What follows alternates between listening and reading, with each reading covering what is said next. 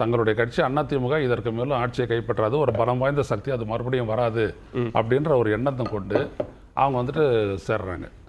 இன்றைக்கும் பார்த்தீங்க அப்படின்னா உள்ளபடியே வந்துட்டு இந்த தேர்தலில் எவ்வளோ பெரிய மாற்றம் ஏற்பட்டுச்சு அப்படி இப்படின்ட்டு சொல்லும் பொழுதும் கூட கிட்டத்தட்ட மக்களவைத் தேர்தலில் எடுத்த அதே வாக்கு சதவீதத்தை வந்துட்டு 49 லட்சம் வாக்குகளை இழந்த பின்னும் 21% வாக்குகளை பெற்று அதிமுக நிற்குது.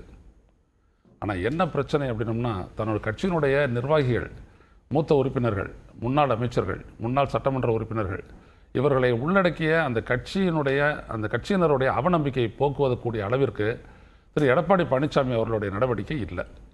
அவங்க எதிர்பார்க்கறது என்னென்னா, இந்த தோல்வி ஏன் என்ன அப்படிலாம் அனலைஸ் பண்ணி திரு சி வி சண்முகம் சொன்ன மாதிரியும் திரு எஸ்பி வேலுமணி சொன்ன மாதிரியும் பொதுக்குழுவை கூட்டி விவாதிச்சு என்ன அப்படின்னு ஒரு கூட்டு பொறுப்பை எடுத்துக்கிட்டு நம்ம எப்படி போகலாம் என்ன அப்படின்றது எல்லா காரணிகளையும் வெளியில் சொல்லக்கூடிய காரணிகள் எல்லாத்தையும் எடுத்து வச்சுக்கிட்டு அவங்க பேசி முற்பட்டிருந்தாங்க அப்படின்னம்னா அது வேறு. ஆனால் எதிர்குரல் கொடுத்தவங்கள முதல்ல அவர் என்ன பண்ணுறாரு, கட்சி பதவியிலிருந்து அவங்களை நீக்கிறாரு. அதுக்கப்புறம் அவங்க வந்து சேர்ந்த உடனே அந்த பொறுப்புகள் மறுபடியும் கிடையாது அப்படின்றாரு. ஸோ அப்போ வந்துட்டு என்ன அப்படின்னா ஒரே ஒரு கோரிக்கை தான் வச்சாங்க. ரெண்டாவது விஷயம் என்னென்னா, ஒரு முடிவெடுக்கும் போது ஒரு கட்சியினுடைய தலைமை வந்துட்டு அந்த கட்சியினுடைய சட்டமன்ற உறுப்பினருடைய ஒட்டுமொத்த முடிவை எடுத்து இவங்க தாவேக்காவை ஆதரிக்கிறது எதிர்க்கிறது அப்படின்ற தாவேக்கா அரசை ஆதரிப்பது எதிர்ப்பது அப்படின்ற ஒரு முடிவை எடுத்திருந்தாங்கன்னா அது வேற விடயம். ஆனால் அது வந்துட்டு திரு எடப்பாடி பழனிசாமி அவர்களுடைய ஒரு முடிவாக போயிடுச்சு. அது இந்த 25 பேர் வந்துட்டு எதிர்த்து வாக்கு அனுப்பிச்சு விட்டாங்க. ஆக்சுவலாக ஆஸ் ஆன் டேட் அவங்க வந்துட்டு சட்டமன்ற உறுப்பினர்கள் கிடையாது.